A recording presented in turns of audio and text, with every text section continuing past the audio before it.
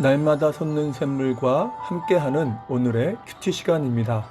7월 32일 금요일, 오늘의 말씀은 예레미야 31장 23절로 30절까지의 말씀입니다. 만군의 여호와 이스라엘의 하나님께서 이와 같이 말씀하십니다. 내가 그 사로잡힌 자를 돌아오게 할 때에 그들이 유다 땅과 그 성읍들에서 다시 이 말을 쓰리니 곧 의로운 처소요 거룩한 산이여 여호와께서 내게 복 주시기를 원하노라 할 것이며 유다와 그 모든 성읍의 농부와 양떼를 인도하는 자가 거기에 함께 살리니 이는 내가 그 피곤한 심령을 상쾌하게 하며 모든 연약한 심령을 만족하게 하였습니다. 하시기로 내가 깨어보니 내 잠이 달았더라. 여호와의 말씀이니라. 보라, 내가 사람의 씨와 짐승의 씨를 이스라엘 집과 유다 집에 뿌릴 날이 이르리니 깨어서 그들을 뿌리 뽑으며 무너뜨리며 전복하며 멸망시키며 괴롭게 하던 것과 같이 내가 깨어서 그들을 세우며 심으리라. 여호와의 말씀이니라. 그때에 그들이 말하기를 다시는 아버지가 신포도를 먹었으므로 아들들의 이가 시다 하지 아니하겠고 신포도를 먹는 자마다 그의 이가 신 것 같이 누구나 자기의 죄악으로 말미암아 죽으리라. 새로운 아침입니다. 여호와 로이, 하나님은 우리의 참된 목자가 되십니다. 오늘 설교의 주제는 회복입니다. 범죄한 백성들이 어떻게 회개하고 하나님의 백성다운 자들로 돌아오게 될지에 대해서 말씀하죠. 우리는 삶 속에서 무엇인가 어려움이 오거나 또는 징계로 인한 고난이 올 때에 오직 그것이 어떻게 하면 해결되고 끝날 것인가 하는 생각만 할 때가 많이 있습니다. 하지만 본문은 그러한 진정한 회복의 역사를 위해서 반드시 선행되어야 할 조건들이 있음을 말씀합니다. 자, 그러면 본문에서 주시는 메시지는 무엇일까요? 먼저 28절을 보면 이렇게 말씀합니다. 그들을 뿌리 뽑으며 무너뜨리며 전복하며 멸망시키며 괴롭게 하던 것 같이 하나님은 범죄하고 불순종한 백성에 대해서 하나님이 일하시는 방법과 순서를 이야기하십니다. 먼저 하시는 것이 무엇입니까?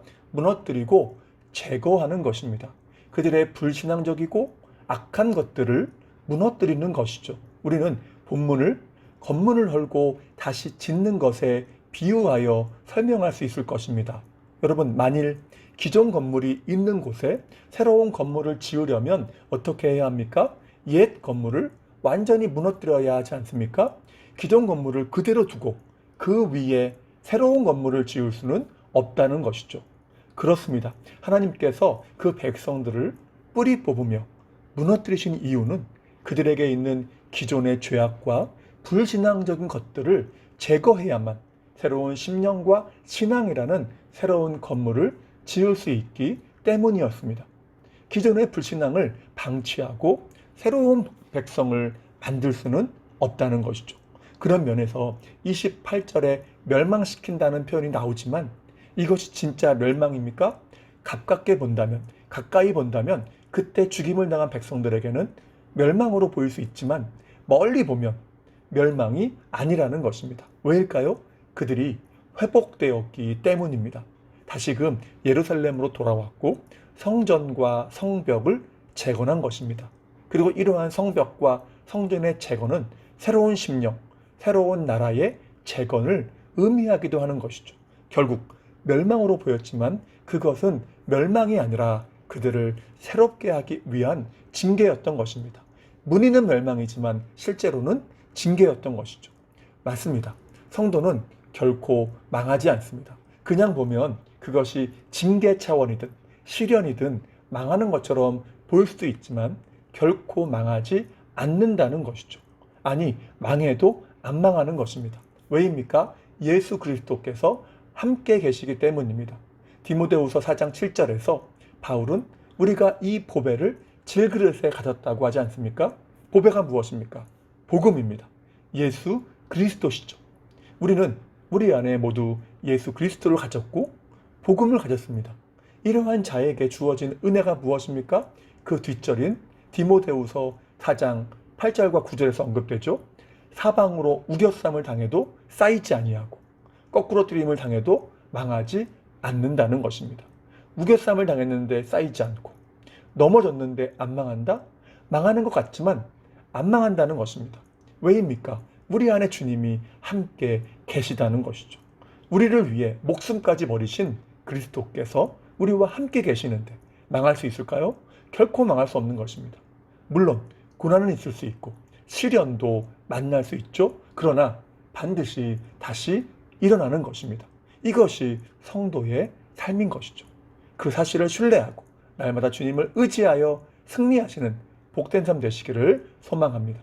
자, 이렇게 징계의 심판을 통해서 하나님은 무너뜨릴 것을 무너뜨리고 그것으로 끝나는 것이 아니라 다시 세우신다고 말씀하십니다.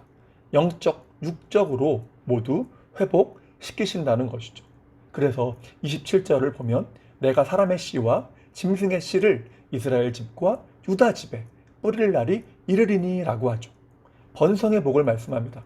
먼저 많은 자녀를 주신다고 하죠. 농경사회에서는 항상 다자녀의 복이 가장 중요하고 큰 복으로 여겨졌습니다. 이것은 하나님의 백성도 마찬가지이죠. 그래서 시편 127편 4절과 5절에 보면 젊은 자의 자식은 장사의 수중의 화살 같으니 이것이 그의 화살통에 가득한 자는 복되다고 하는 것입니다. 그리고 많은 가축을 주시겠다고 합니다.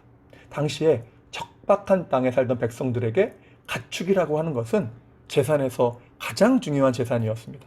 땅의 기름진 복을 말씀하고 있는 것이죠. 한마디로 회복을 통해서 번영과 번성의 복을 다시 주신다고 말씀하시는 것입니다. 그렇다면 이렇게 온전한 회복으로 인한 풍성함의 결과는 무엇일까요? 서로를 축복하게 된다는 것입니다. 23절에서 말씀하죠. 그들이 유다 땅과 그 성읍들에서 다시 이 말을 쓰리니 곧 의로운 처소요 거룩한 산이요 여호와께서 내게 복 주시기를 원하노라 할 것이며 하나님께서 당신에게 복을 주시기를 원한다고 하면서 서로를 축복하게 된다는 것입니다. 하나님께 참된 복을 받는 자는 자기를 축복하기보다는 이웃과 형제 자매를 위해서 축복하게 된다는 것이죠. 왜냐하면 자기 자신이 복을 받는 데서 끝나는 것이 아니라 그 복을 흘려보내는 축복의 통로임을 알기 때문입니다. 그래서 하나님께서 강복, 곧 복을 내리실 때에 우리는 그 복을 흘려보내는 방편으로 이웃을 축복하는 것입니다. 하나님은 강복하시고 우리는 축복하는 것이죠. 이것이야말로 참된 복이 아닐까요? 그러므로 우리도 온전한 참된 복을 받아서 이웃을 항상 축복할 수 있는 복된 삶 되기를 소망합니다. 자, 그러면 이렇게 진정한 회복이 일어날 때에 나타나는 현상이 있다는 것이죠. 그것이 무엇일까요? 그것은 자기의 죄성과 죄를 자각하게 된다는 것입니다. 자기의 죄를 인정하고 회개하는 것이죠. 그래서 29절에서 그 당시 속담을 인용합니다.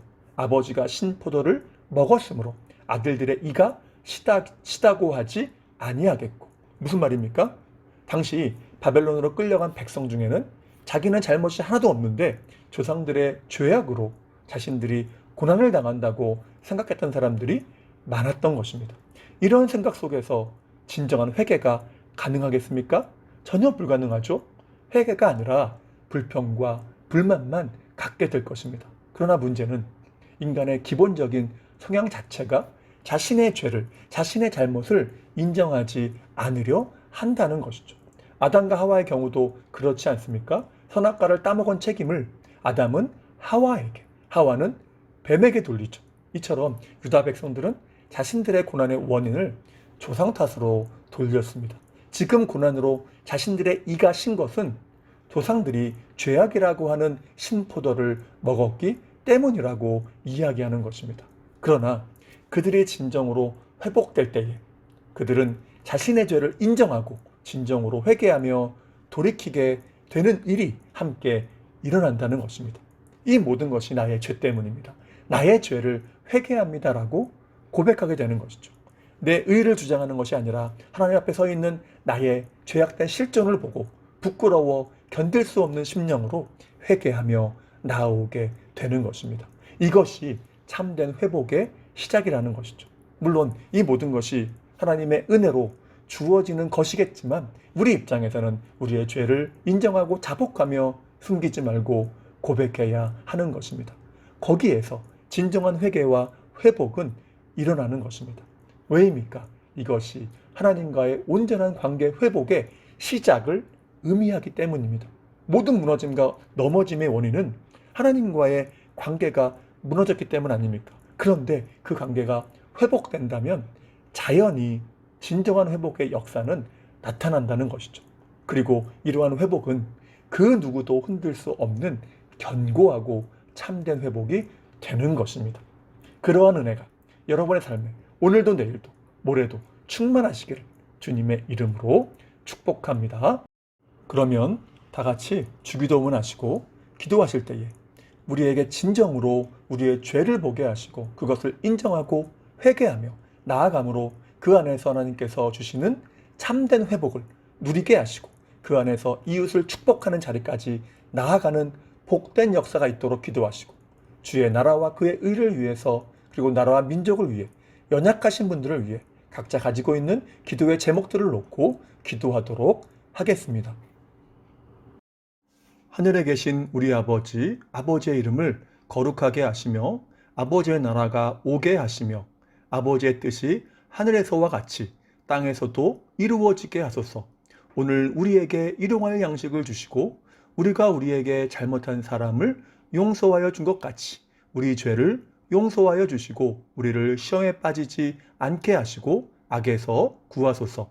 나라와 권능과 영광이 영원히 아버지의 것입니다. 아멘.